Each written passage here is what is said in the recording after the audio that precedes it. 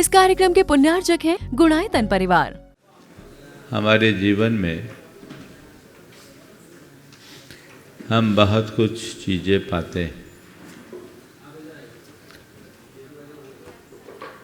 तमाम उपलब्धियों के मध्य हम संतुष्ट होते हैं, प्रसन्न होते हैं और उनमें ही उलझ करके रह जाते हैं। जीवन का बहुभाग व्यतीत हो जाता है, लेकिन अंत तक ये नहीं समझ पाते कि इस जीवन का ध्येय क्या है। किसी से पूछा जाए कि भैया तुम क्यों जी रहे हो, तो उसका कोई स्पष्ट उत्तर नहीं मिलता। यदि यही सवाल आपसे भी पूछा जाए तो क्या उत्तर होगा? बस जी रहे हैं इसलिए जी रहे हैं, है ना? क्यों जी रहे हैं, क्यों जी रहे हैं, इसकी तरफ बहुत कम लोग सोचते हैं। ज़्यादातर लोगों के जीवन का कोई उद्देश्य नहीं होता, और यदि उद्देश्य होता भी है तो बड़ा उथला उद्देश्य होता है।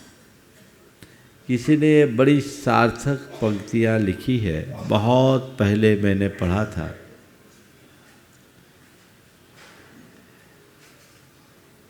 इस जहाँ में न जाने क्या कार नुमाए कर गए, इस जहाँ में न जाने क्या कार नुमाए कर गए, बीए किया, एमए किया, नौकर हुए, पेंशन मिली और मर गए। आखिर जीवन का ध्येय क्या? कभी विचार किया?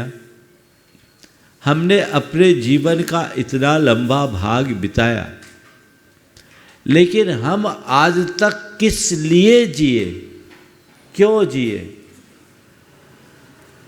शायद इसका कोई ठोस उत्तर हमारे पास नहीं होगा। हम जी रहे हैं, बस जिए जा रहे हैं। किसी ने इसी बात को दूसरे तरीके से लिखी कि पैदा हुए, व्यापार सीखे, धन कमा, बूढ़े हुए। पैदा हुए, व्यापार सीखे, धन कमा, बूढ़े हुए, और बंधु जन को सौंप कर धन इस जहां से चल दिए। अल्टीमेटली क्या किया? अंत में क्या होगा? सब राख होगा, सब छूटेगा। तो सबसे पहले हमें अपने जीवन का लक्ष्य सुनिश्चित करना चाहिए। मुझे ये नरजन्म मिला है तो ये नरजन्म क्यों मिला, मुझे क्या करना चाहिए, मैं अपने जीवन में जो कुछ कर रहा हूँ वही सही है, अथवा मुझे अपनी दिशा को बदलने की जरूरत है। किसी से भी पूछो क्या कर रहे हो तो बता देगा, जॉब कर रहा हूँ, बिजनेस कर रहा हूँ, ये कर रहा हूँ, वो कर रहा हूँ, आगे की ये प्लानिंग है, वो प्लानिंग है। अच्छी बात है। ये सब चीज़ें जीवन के निर्वाह के लिए यथा प्रसंग आवश्यक और अपेक्षित है, स्वीकार किया जा सकता है, लेकिन केवल यही करना है या कुछ और,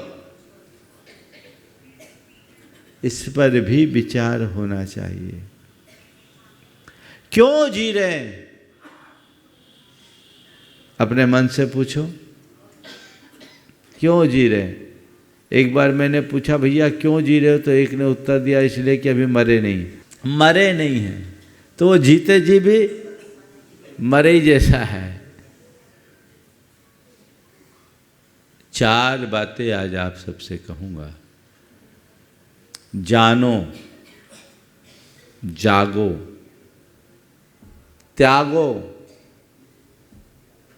और जियो। जानो, जागो, त्यागो और जियो, ये 4 क्रियाएं।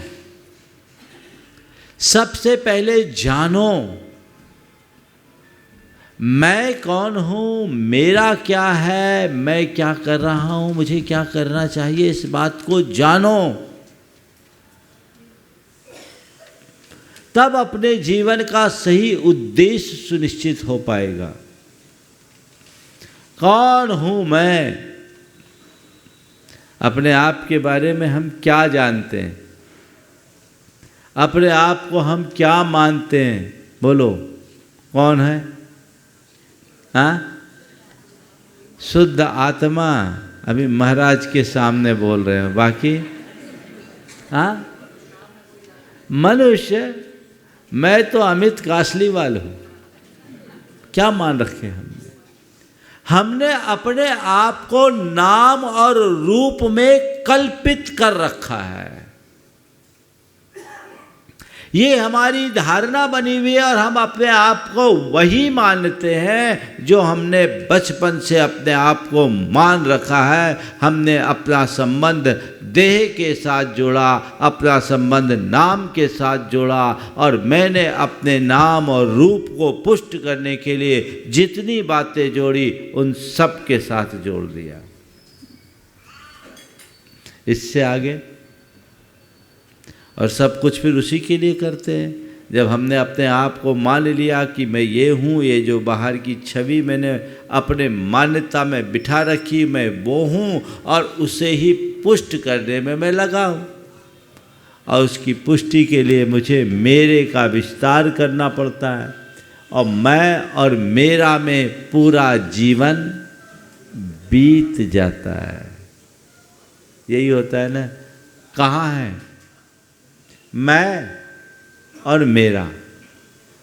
बस इसके अलावा क्या है? इसमें ही ना पूरा जीवन बीतता है। मैं कौन हूँ, मैं ये हूँ, मैं वो हूँ, मैं ऐसा हूँ, मैं वैसा हूँ, मेरा ये है, वो है, मेरे पास ऐसा है, वैसा है। यही है ना। ये मैं और मेरा ही संसार का विस्तार है। मारवाड़ी में एक कहावत है, मैं मेरा होता है, फिर मेरा मेरी होता है। तो मारवाड़ी में पति पत्नी का संबंध हुआ, तो पत्नी कही थे म्हारा, थे म्हारा। पति कहता है तू म्हारी, थे म्हारा तू म्हारी।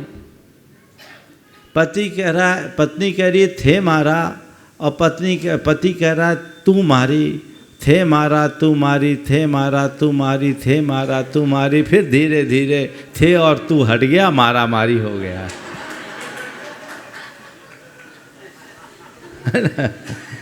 थे तू हट गया, मारा मारी हो गया। ये होगा, यही मारा मारी पूरी जिंदगी चल रही है। आपाधापी, भागम भाग, मारा मारी और हेरा फेरी के अलावा जीवन में कर क्या रहे हो? यही चक्र चल रहा है। और सबसे बड़ी विडंबना यह है कि इसमें ही व्यक्ति अपने आप को कृतार्थ मानता है। ये एक प्रकार की आत्ममुग्धता है। जो मैं नहीं हूं उसके लिए अपना मानना और उसके लिए जीना अज्ञानता है। पर हम मान रहे हैं।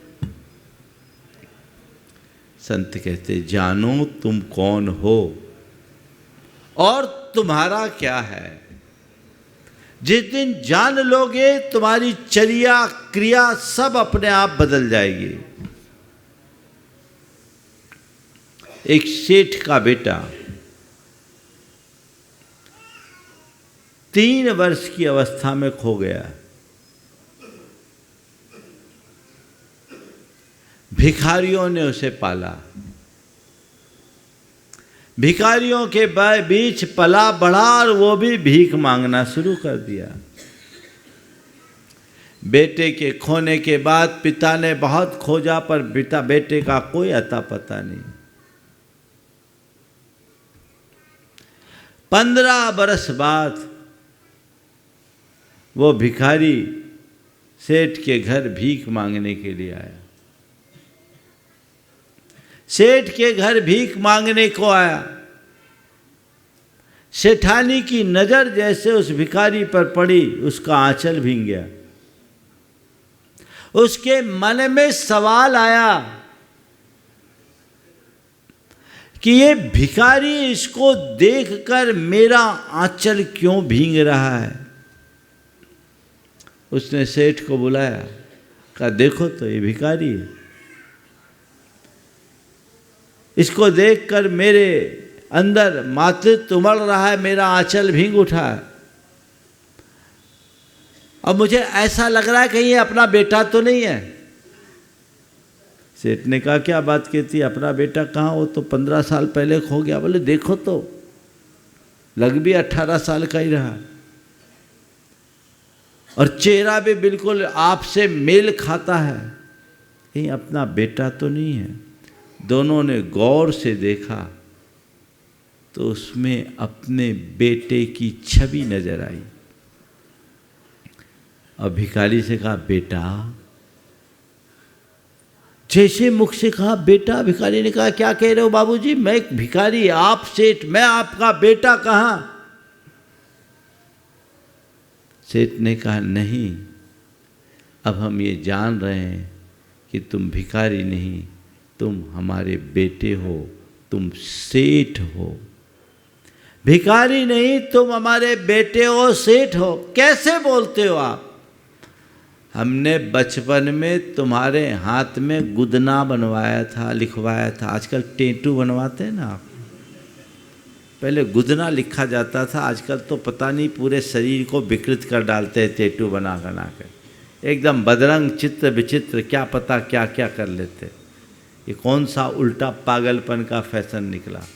पहले कुछ एकाध सांकेतिक शब्द लिख दिए जाते थे और उसमें लिखा, बोला कि जब तू छोटा था मैंने तेरे हाथ में एक टैटू बनवाया था, उसमें लिखा था सोहम। देख, अगर तेरे दाहिने हाथ में सोहम लिखा हो तो तू मेरा बेटा है। देखा तो सोहम ही लिखा था, सोहम ही लिखा था। जैसे ही सोहम देखा, बोला देख तू मेरा बेटा है।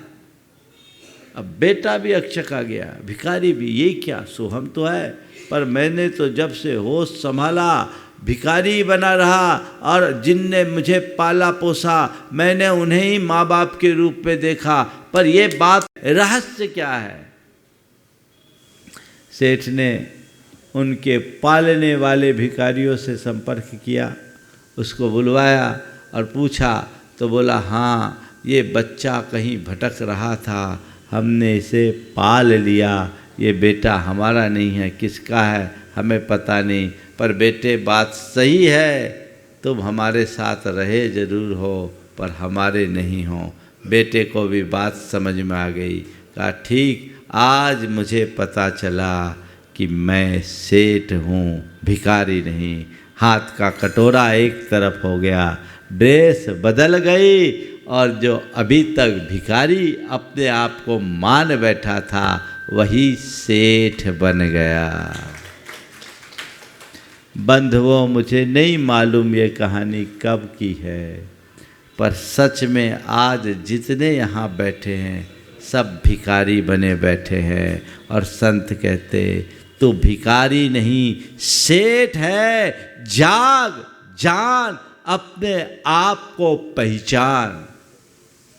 तू करोड़ों का स्वामी है, तेरे पास किसी चीज की कमी नहीं है। इतनी समझ अपने अंदर विकसित कर, अपनी इस भिक्षुक वृत्ति को समाप्त कर दे। जिस दिन तू जान जाएगा कि तू सेठ है, तेरा आचरण और व्यवहार सब बदल जाएगा।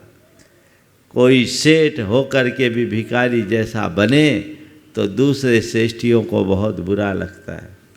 समझ गए ना? वो चाहते हैं कि ये सेठ सेठ जैसा आचरण करे। पहचानो, सबके अंदर जुड़ा है सोहम, मैं परमात्मा हूँ, अहम ब्रह्मस्मि, इसे पहचानो। जानो, और जानने मात्र से काम नहीं चलेगा। जानने के बाद क्या है? जागो। जान तो लिया, पर जागो। जागने का मतलब नहीं, अब मैं जो हूं वही। समझ गए? हमारी आत्मा की 3 स्थितियां होती। एक है प्रसुप्त अवस्था, एक है प्रबुद्ध अवस्था, और एक है जागृत अवस्था। और एक और जोड़ लेता हूँ, स्वप्न अवस्था। प्रसुप्त अवस्था, स्वप्नावस्था, जागृत अवस्था और प्रबुद्ध अवस्था। प्रसुप्त है, गाढ़ नींद में सोए हैं, कोई सुध बुध नहीं। ऐसे लोग घोर अज्ञानी में जीते हैं। पशु पक्षी आदि जितने भी प्राणी हैं वो उसी प्रसुप्त अवस्था में जीने वाले हैं, जिनके अपने कोई सपने भी नहीं हैं। जी रहे हैं सो जी रहे हैं। जन्म लिया, प्रकृति के द्वारा प्रदत्त शक्तियों के माध्यम से अपना जीवन जिया और एक दिन मर गए। बहुत से मनुष्य भी ऐसे ही हैं जो बहुत गाढ़ सुसुप्ति में हैं। उनके लिए कुछ नहीं, जो है जैसा है उतने में ही आनंदित है और जी रहे हैं, जी नहीं रहे हैं, अपना जीवन बिता रहे हैं। दूसरी अवस्था है स्वप्न अवस्था। ये थोड़ी रंगीन होती। जितनी देर सोते उतनी देर सपना नहीं होता, पर जब सपना होता है तो सपने की दुनिया कुछ और होती है। उसमें हम बहुत चीज़ें गढ़ लेते हैं और हमारी एक नई दुनिया होती है, नई सृष्टि होती है। हम उसी में ही मगन हो जाते हैं और वह ये जो दिखता है तुम्हारा संसार, ये सपना है, सब सपना। और जब हम सपने में होते हैं तो जितनी देर सपने में होते हैं हमको वह सब कुछ सच दिखता है। सांसारिक संयोग एक संयोग है, एक सपना है, लेकिन जब तक हमारे अंदर निद्रा होती है व्यक्ति उस सपने को ही अपना मान करके जीता है। तो ये जितने लोग दुनियादारी में उलझ करके जी रहे हैं, ये सब स्वप्न अवस्था में जी रहे हैं। उस सपने को ही अपना मान रहे हैं, सपने को ही सच मान करके जी रहे हैं। स्वप्न अवस्था है क्या? ये संसार तो सपना ही है ना। बोलो, जो देख रहा है वो सपना है, और आप लोग सपना देखते भी हो, सपना दिखाते भी हो। पर ये मान के चलना, एक दिन सपना टूटना है। सबका सपना टूट जाता है, टूटेगा, आज नहीं कल टूटेगा। सपना तो सपना है। जीवन का यह दृश्य जगत का एक बहुत गहरा सपना है। जब तक नींद भरी आँखों में, तब तक दृश्य जगत अपना है। जीवन का यह दृश्य जगत का एक बहुत गहरा सपना है। जब तक नींद भरी आँखों में, तब तक दृश्य जगत अपना है। उतनी देर जाग कर जी लो जितनी अभी उम्र बाकी है। कोई नहीं किसी का साथी, सारी यात्रा एकाकी है। जाग करके जी लो। एक दिन सब समाप्त होना है, सब खत्म हो जाना है, कुछ बचना नहीं है। लेकिन अभी तो नींद है तो सपना ही अपना दिख रहा है, सपना ही अपना दिख रहा है। राजा जनक कहते हैं तत्वज्ञ सन्यासी राजा थे, उन्हें राज ऋषि के रूप में मान्यता मिली। एक रोज उन्हें सपना आया और सपना में देखते हैं कि पर चक्र ने अचानक आक्रमण कर दिया, उनका राजपाट सब छिन गया। जान बचाकर उन्हें भागना पड़ा और जंगल की ओर भागे। 3 दिनों से उनने कुछ खाया पिया भी नहीं। भाग दौड़ करने से उनका सारा राज चिन्ह भी छूट गया। मैले कुचैले वस्त्रों के साथ उन्होंने अपना भेष बदला और पेट के लिए, उदर पूर्ति के लिए उनने भिक्षाचरी शुरू की और किसी से भीख मांगी। और भीख मांगने पर एक व्यक्ति ने उन्हें 2 रोटी दी और थोड़ा सा पानी दिया।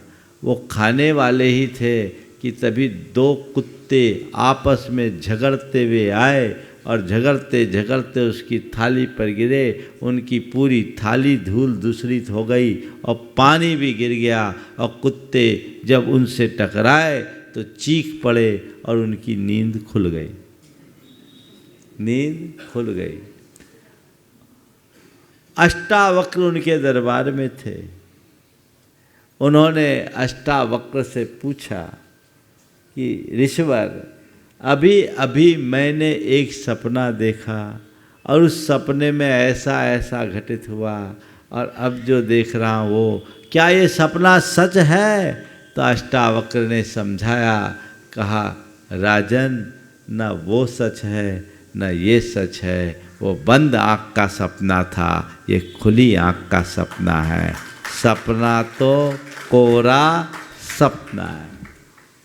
न वो सच था न ये सच है, ये सब सपना है। हम मानते हैं कि अपना है, लेकिन इन पर हमारा अपना कोई अधिकार नहीं रहता, सब छूट जाता है। ये स्वप्न अवस्था है जिसमें ज़्यादातर लोग जी रहे हैं। इसके बाद है तीसरी अवस्था, जागृत अवस्था। कई लोग हैं जिनकी नींद तो खुल जाती है पर बिस्तर में ही पड़े रहते हैं, और सर्दियों में तो ऐसा ज़्यादा होता है ना। नींद पूरी हो गई फिर भी रजाई तान के अभी बाहर कौन निकले, बाहर ठंड है, अब पड़े हैं जागृत अवस्था में, पर अभी कोई एक्टिविटी नहीं है। ऐसे बहुत से लोग हैं, सब जान रहे हैं, भेद विज्ञान की दुहाई दे रहे हैं, पर वही है, 1 इंच इधर से उधर नहीं।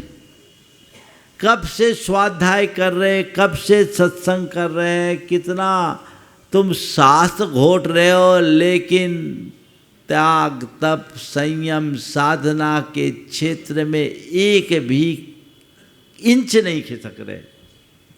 बैराग का लेस नहीं दिख रहा है।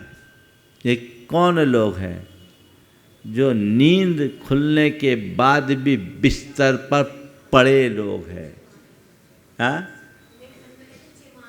हाँ, चिमाने पड़े हैं। ठीक कह रहे हैं, तो चिमाए रहो, हम भी चिमा जात। क्या है? बस ये जो अवस्था है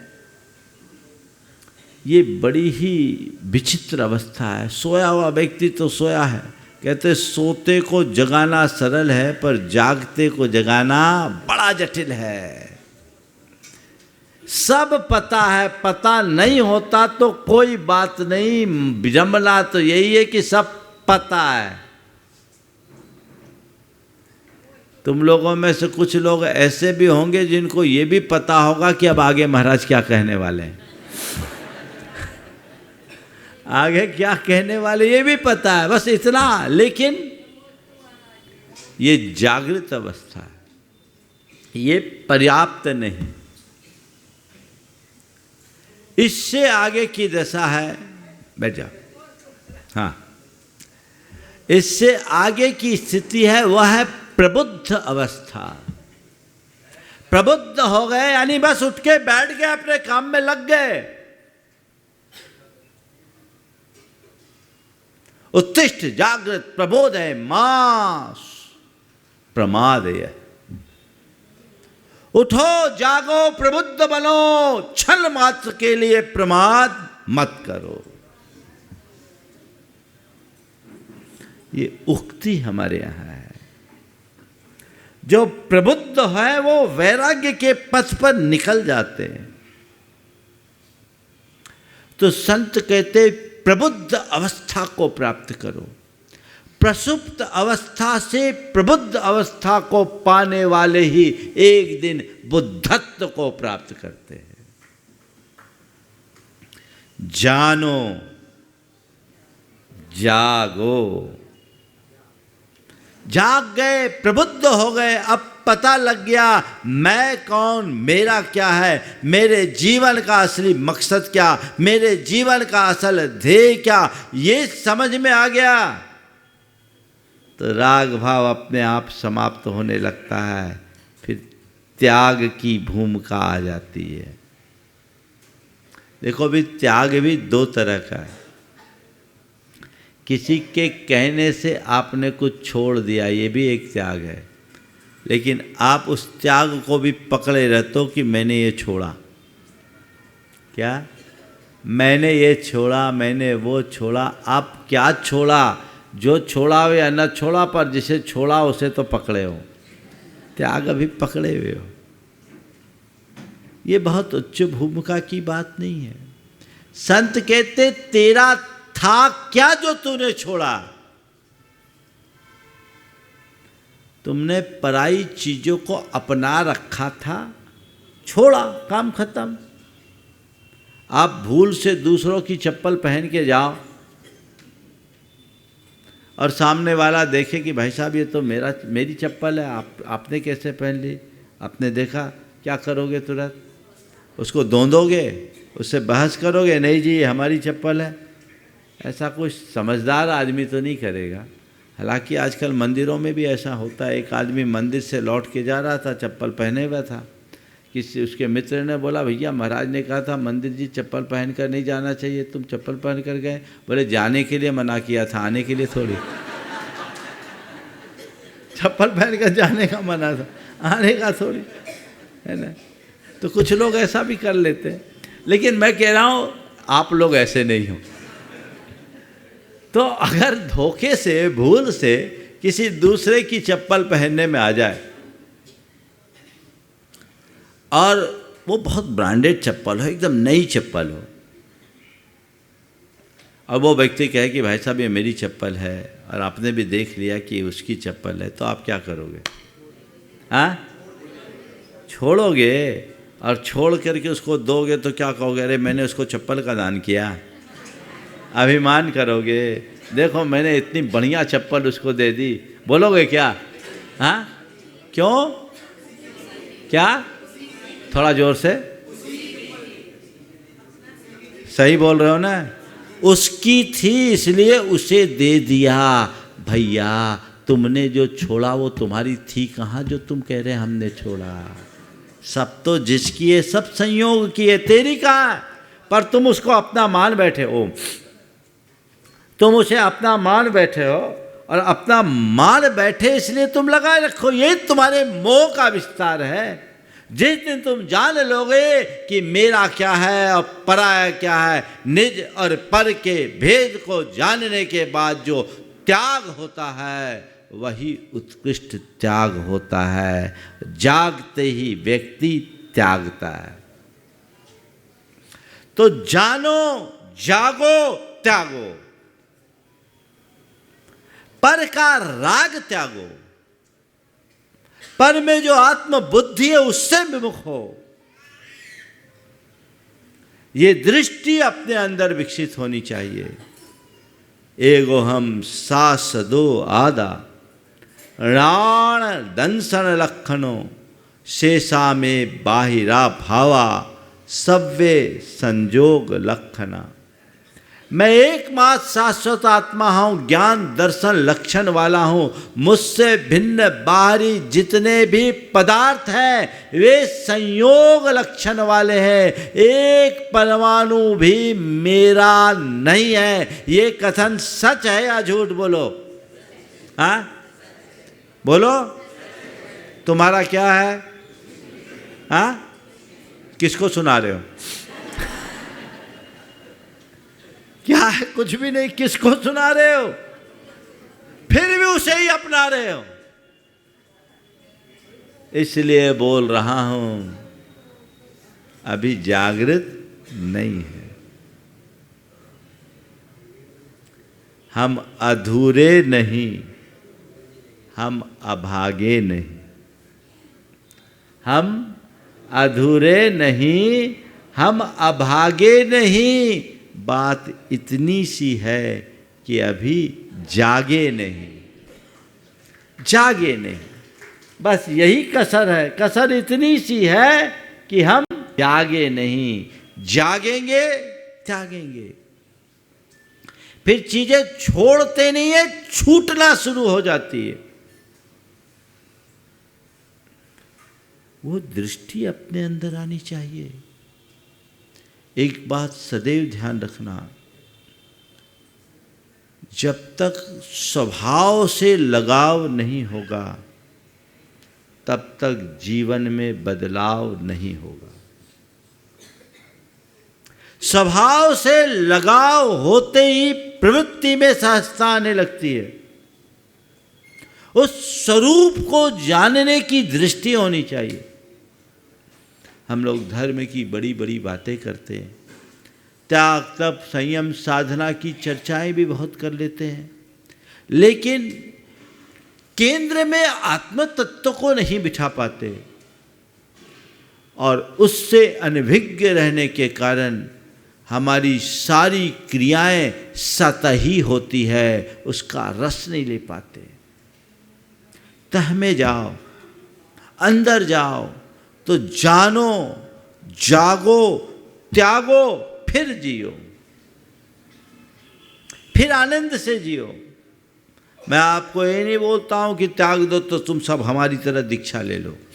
किसी के कहने से कोई दीक्षा नहीं लेता, और किसी के कहने से जो दीक्षा ले वो दीक्षा ले भले ले, पर दीक्षा को जी नहीं पाता। दीक्षा तो अंदर की अंतर घटना है, हर किसी के जीवन में नहीं होता।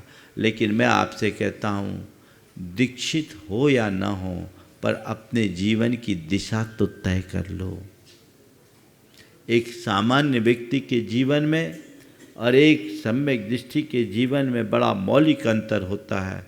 सम्यक दृष्टि संसार में रहता है, जागते हुए जीता है, आपा पर के भेद विज्ञान के साथ जीता है, और अज्ञानी प्राणी पर में ही आत्मबुद्धि रखता है। एक सम्यक दृष्टि का जीवन कैसा होता है? तो कहते रे सम दृष्टि जीवड़ा, करे कुटुंब प्रतिपाल, अंदर से न्यारा रहे धाय खिलावे बाल। अंदर से न्यारा रहे धाय खिलावे बाल। जैसे एक धाय होती है जो बच्चों को पालती है। आजकल आप लोग उसको सिस्टर बोलने लगे, आया बोलने लगे। क्या बोलते हैं आप लोग? हाँ,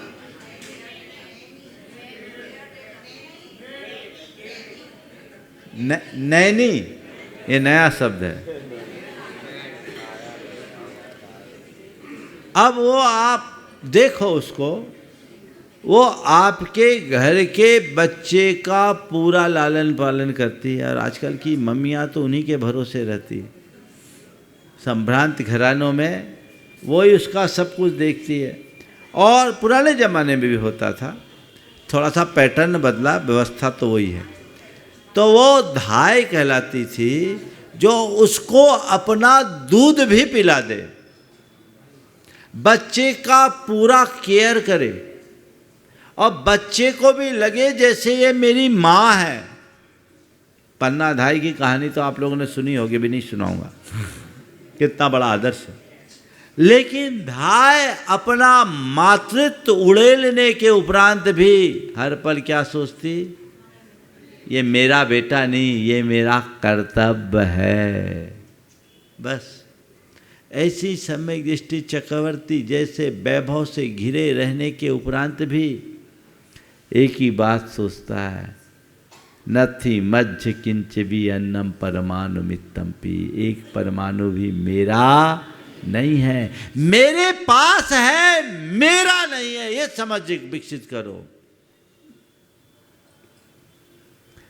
मेरे पास है माना, मेरा नहीं है, हो भी नहीं सकता।